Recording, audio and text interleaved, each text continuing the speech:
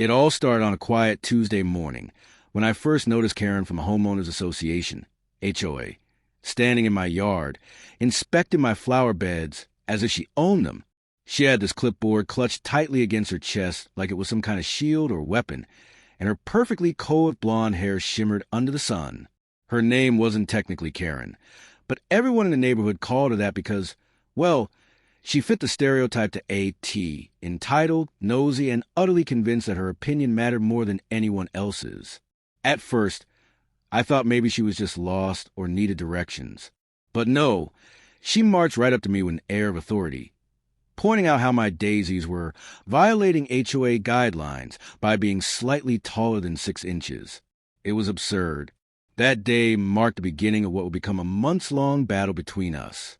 Over the next few weeks, Karen kept showing up uninvited at random times, early mornings, late afternoons, even weekends.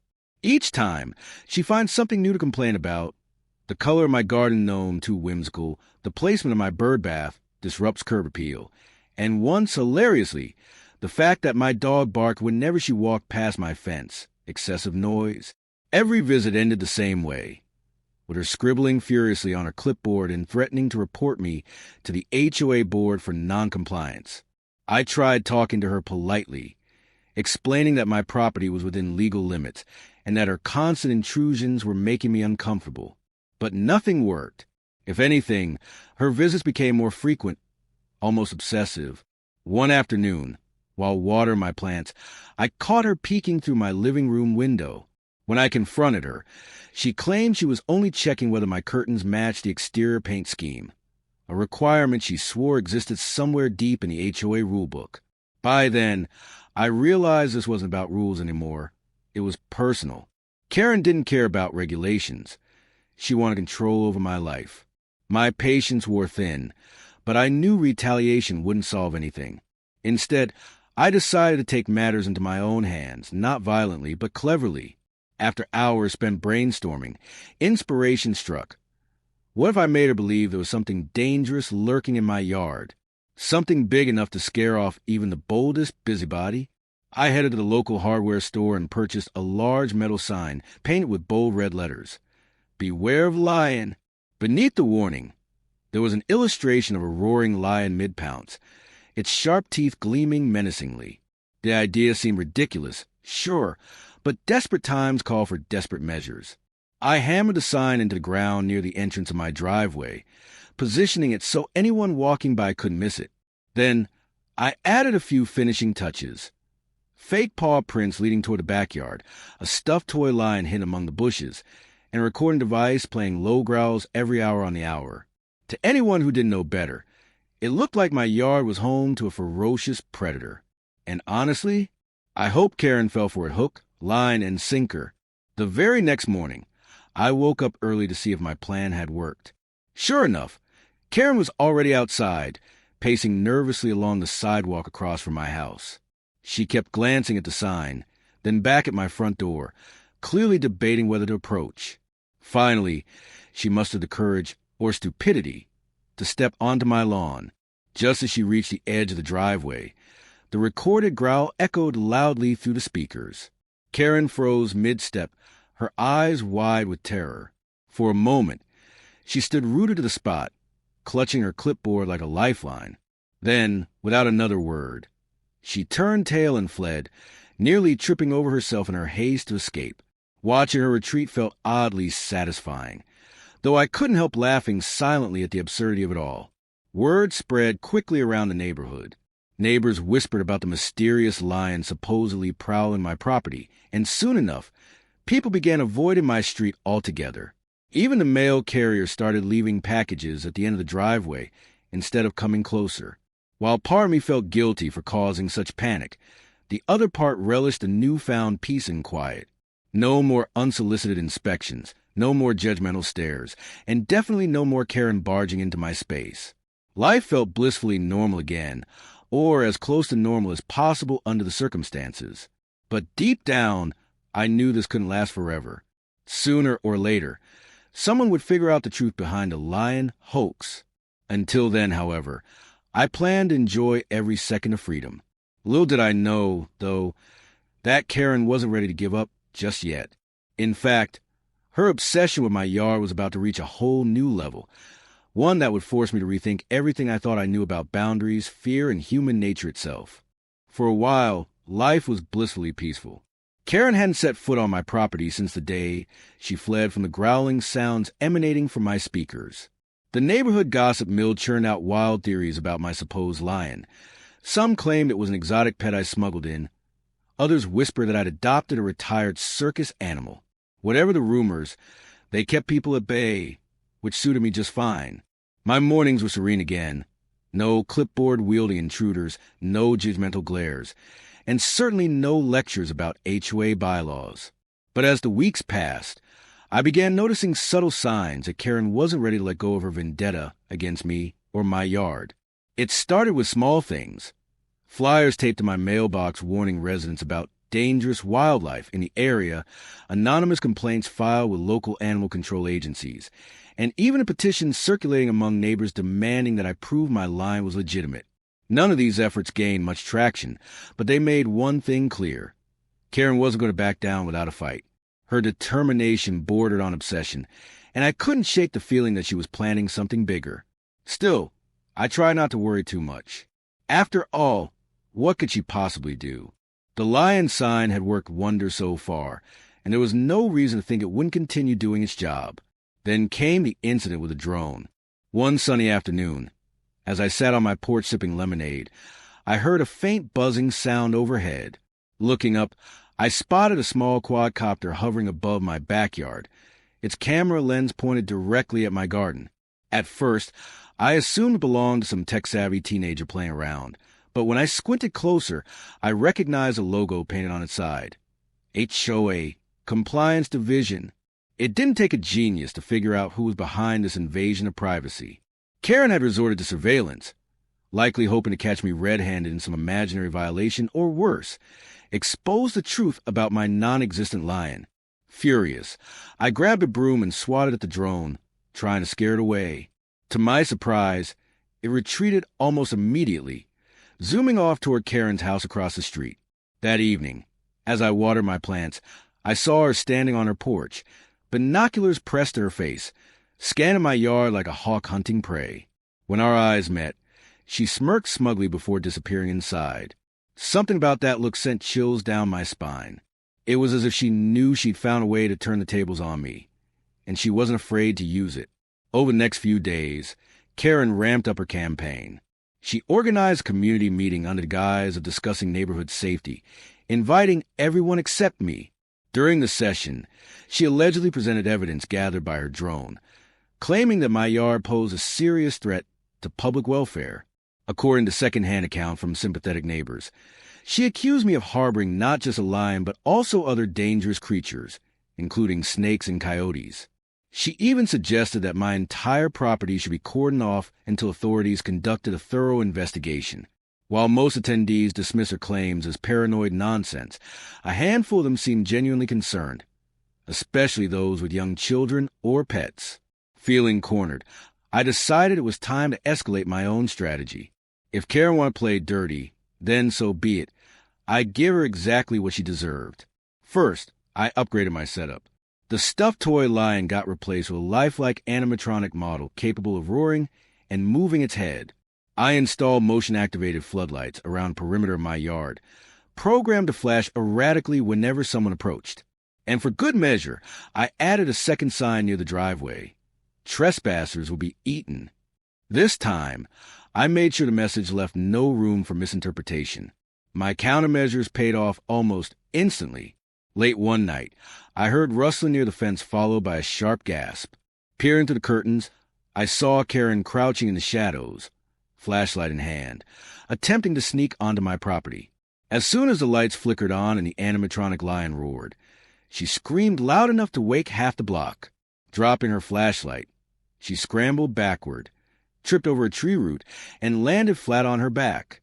For a moment, she lay there staring at the sky, panting heavily, before scrambling to her feet and sprinting home as fast as her legs could carry her. The next morning, I received a formal letter from the HOA board summoning me to an emergency hearing. Apparently, Karen had filed a complaint accusing me of harassment, vandalism, and creating a public nuisance. She even included photos taken during her ill-fated nighttime expedition, though the shaky images only served to highlight her ridiculousness. Despite the absurdity of the situation, I knew I couldn't afford to ignore the summons. Attending the hearing might be my only chance to clear my name and put an end to Karen's antics once and for all. When the day of a hearing arrived, I walked into the community center prepared for anything. The room buzzed with tension, packed with curious neighbors eager to witness the showdown between Karen and me. Sitting at the head table, the HOA board members looked equally apprehensive, unsure how to handle such a bizarre case. Karen took the floor first, launching into a dramatic monologue about how I had terrorized her and endangered the entire neighborhood with my reckless behavior. She waved her arms theatrically, tears streaming down her face, painting herself as a victim of my cruel prank. When it was finally my turn to speak, I calmly laid out the facts.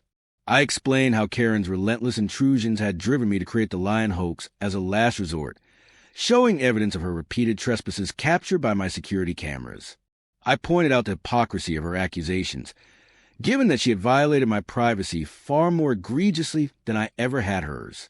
Most importantly, I emphasized that my actions, while unconventional, had been harmless and entirely defensive.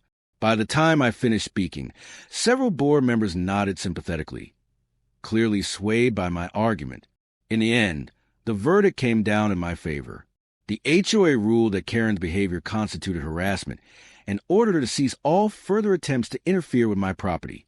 They also issued a stern warning against using drones or any other intrusive methods to spy on residents.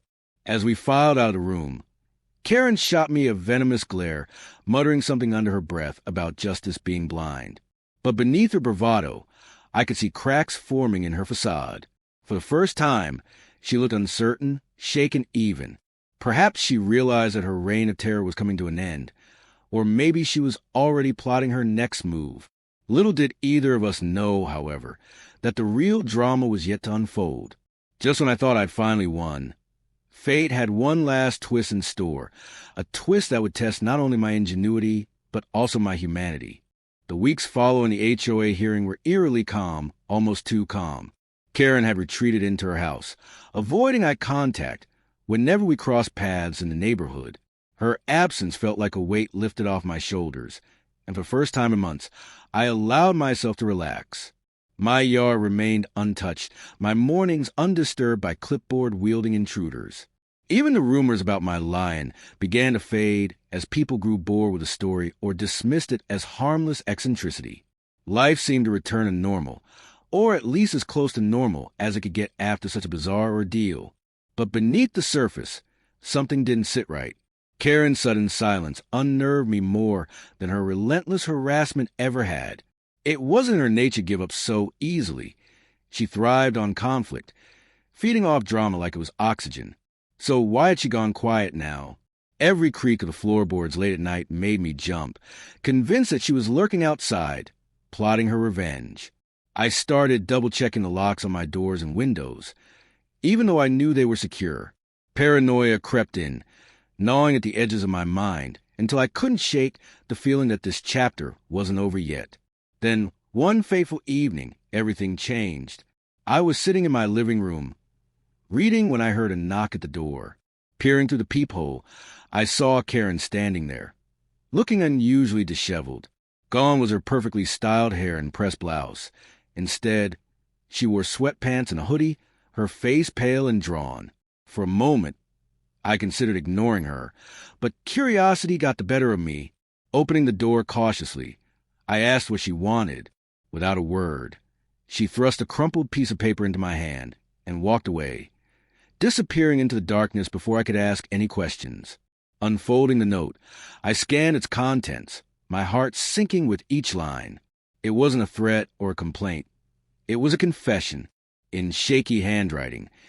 Karen admitted that she hadn't been acting out of concern for the HOA rules or even personal vendettas against me. Instead, she revealed a deeply personal motive. Her son, Jake, had recently been diagnosed with severe anxiety and depression, exacerbated by bullying at school. Desperate to distract him from his struggles, She'd encourage him to take an interest in wildlife photography, a hobby he'd always loved but abandoned due to social pressures. When she discovered my garden gnome and bird bath during one of her walks, she thought it would make the perfect subject for his project. But when I politely declined a request to let him photograph my yard, her maternal instincts kicked into overdrive. She became obsessed with gaining access, believing that capturing those photos might somehow save her son from spiraling further into despair. Reading her words, I felt a wave of conflicting emotions: anger, pity, guilt, all swirling together in a confusing mess. On one hand, I understood where she was coming from. As a parent, I could empathize with her desperation to help her child. On the other hand, her actions had crossed every conceivable boundary, turning my life upside down in ways I never imagined possible. And yet, despite everything, I couldn't bring myself to hate her. Maybe it was because I saw a reflection of my own vulnerabilities in her story, the lengths we go to protect the people we love, even when it means losing ourselves along the way. Determined to find closure, I decided to reach out to Karen directly. The next morning, I knocked on her door, bracing myself for whatever reaction awaited me. When she answered, her eyes widened in surprise, then narrowed suspiciously. Before she could slam the door in my face, I handed her a small envelope containing 2 items: a permission slip granting Jake unlimited access to my yard for photography purposes, and a handwritten letter apologizing for the lion hoax. I explained that while I still believe her methods were wrong, I wanted to offer her and her son a chance to start fresh, to turn what had been a source of pain into something positive. At first, Karen hesitated, clearly unsure whether to trust me, but eventually she nodded, tears welling up in her eyes.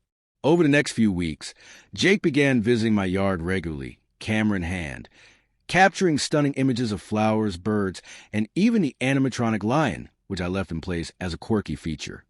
His work blossomed under the newfound freedom, earning praise from teachers and classmates alike. Slowly but surely, his confidence returned, and with it, a sense of purpose that had long eluded him.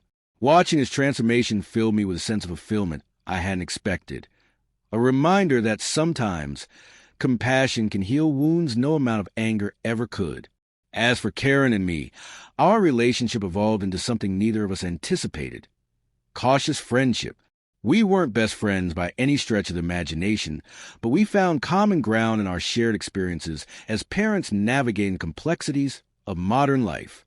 She stopped obsessing over HOA rules, focusing instead on supporting Jake's passions, while I learned to be more open-minded about others' intentions, even when they clashed with my own. Together, we proved that forgiveness isn't about forgetting the past. It's about choosing to move forward, scars and all.